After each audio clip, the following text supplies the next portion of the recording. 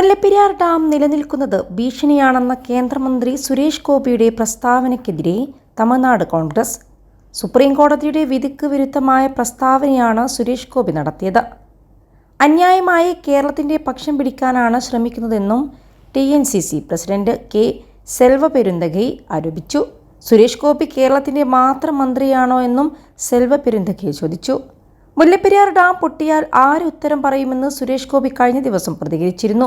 കോടതികളോ നിയമ പോരാട്ടം നടത്തുന്നവരോ ഉത്തരം പറയുമോ എന്നായിരുന്നു സുരേഷ് ഗോപിയുടെ ചോദ്യം.